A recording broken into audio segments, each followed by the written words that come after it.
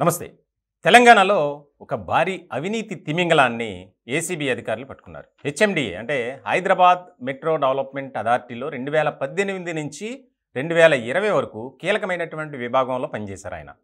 Town planning సెక్షన్లో. ఆ సమయంలో ఆదాయానికి మించిన ఆస్తులు అలాగే అవినీతికి అక్రమాలకు పాల్పడ్డారని అనేక రకాల ఆరోపణలు వచ్చాయి. అయితే ఆ అధికారి ఎవరైతే ఉన్నారో బాలకృష్ణ, ఆయనకు కొంత అప్పటి ప్రభుత్వం బీఆర్ఎస్లో ఉన్నటువంటి కీలకమైనటువంటి నేతలు అంటే ఒక మంత్రి అండదండలు ఉన్నాయి. దాంతో ఇంక ప్రత్యేకంగా చెప్పేదే ఉంది. ఎవరైనా మనకు ఆసరాగా బాసటగా నిలిస్తే రెచ్చిపోవటం ఖాయం కదా. అట్లాగే ఈ బాలకృష్ణ కూడా అధికారాన్ని అడ్డుపెట్టుకొని నాకెవరున్నారులే, నాకు ఎదురే లేదు అనుకుని ఆ విధంగానే వెళ్ళాడు.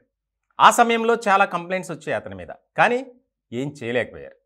ఇప్పుడు తాజాగా ప్రభుత్వం మారిన తర్వాత ఈ బాలకృష్ణపై ప్రత్యేకమైనటువంటి నిఘా పెట్టింది రేవంత్ సర్కార్. ఈ క్రమంలోనే ఏసీబీ అధికారులు ఆయన నివాసంతో పాటు 17 చోట్ల సోదాలు నిర్వహించారు. ఇట్లాంటి క్రమంలో ఏసీబీ అధికారులకు ఆశ్చర్యపోయేటువంటి విషయాలు బయటపడ్డాయి. నగలు, విపరీతమైనటువంటి గోల్డ్, అలాగే రిస్ట్ వాచ్లు, అవన్నీ బంగారం అలాగే వజ్రాలతో పొదిగినటువంటి వాచ్లట. అలాగే ల్యాప్టాప్స్, చాలా కాస్ట్లీ అయినటువంటి వస్తువుల్ని పట్టుకున్నారు. సుమారు 100 కోట్ల రూపాయల విలువైనటువంటివి. అది మార్కెట్ వాల్యూ ప్రకారం మొత్తం కలిపి 500 కోట్ల రూపాయల వరకు ఉండొచ్చు అనేది ప్రాథమికమైనటువంటి నిర్ధారణకు వచ్చారు ఏసీబీ అధికారులు. ముఖ్యంగా ఈ బాలకృష్ణ ఎవరైతే ఉన్నారో ఆయన ఇప్పుడు ప్రస్తుతం రియల్ ఎస్టేట్ రెగ్యులేటరీ అథారిటీలో ఆయన సెక్రటరీ హోదాలో పనిచేస్తున్నారు. అది కూడా రియల్ ఎస్టేట్కి సంబంధించినటువంటి విభాగమే. ఆయన ఎక్కడ పనిచేసినా సార్ గారు ఒక కీలకమైనటువంటి విభాగంలోనే పనిచేసేవారు. ఎందుకంటే మరి అవినీతి అక్రమాలు చేయాలి కదా. ఎలాగూ గత ప్రభుత్వంలో ఉన్నటువంటి నాయకులు, మంత్రులు అండదండలు ఉన్నాయి, ఇంక రెచ్చిపోవటమే. ఇట్లాంటి క్రమంలో ఏసీబీ అధికారులు ఆయన అరెస్ట్ చేశారు. ఇప్పుడు తాజాగా ఇంకొక షాకింగ్ న్యూస్ ఏంటంటే ఆయనకు సంబంధించినటువంటి లాకర్స్ దాదాపు 25 వరకు ఉన్నాయట. ఇంట్లోనే 84 లక్షలు పట్టుకున్నారు సోదాలు జరిపినటువంటి అధికారులు.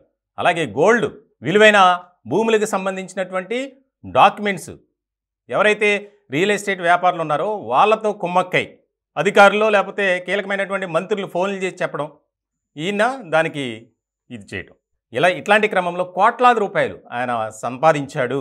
అవినీతి ఆరోపణల మీద ఆదాయానికి మించినటువంటి ఆస్తుల కేసులో ఆయన అరెస్ట్ అయ్యాడు. 17 చోట్ల చేసినటువంటి అధికారులకు కొన్ని చోట్ల భంగపాటు తప్పల, ఎవరు కూడా సహకరించలా. బాలకృష్ణ బంధువులకు సంబంధించినటువంటి వారి ఇళ్లల్లో ఆయన అవినీతి చేస్తే మాకేం సంబంధం అని చెప్పి ఒక రకమైనటువంటి వారితో వాదన పెట్టుకున్నారు. అయినా కూడా చేశారు. అక్కడ కూడా ఎవరైతే బాలకృష్ణకు సొంత బంధువులు ఉన్నారో బినామీలుగా పోలీసులు అనుమానించారు ఏసీబీ అధికారులు. ఇట్లాంటి క్రమంలో అక్కడ కూడా కొన్ని కీలకమైనటువంటి డాక్యుమెంట్స్ స్వాధీనపరుచుకున్నారు. ఇంకా దాన్ని విచారిస్తున్నారు. అధికారికంగా ఇంకా ఒక ప్రకటన చేయాల్సి ఉంది.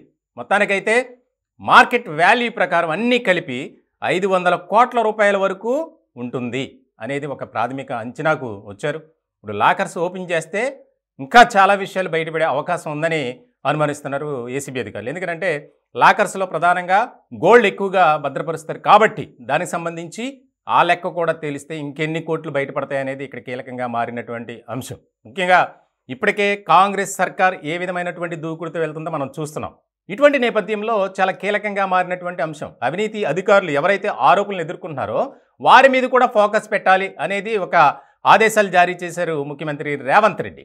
ఇలాంటి క్రమంలో ఈ యొక్క అధికారి ఎవరైతే బాలకృష్ణ ఉన్నారో ఆయన మీద జరిపినటువంటి సోదాల్లో, అలాగే ఆ సోదాల్లో బయటపడినటువంటి ఇవి అంశాలు, దొరికినటువంటి పత్రాలు, నగదు, నగలు, ప్రతి ఒక్కరూ ఒక హాట్ టాపిక్గా తెలంగాణలో మారింది.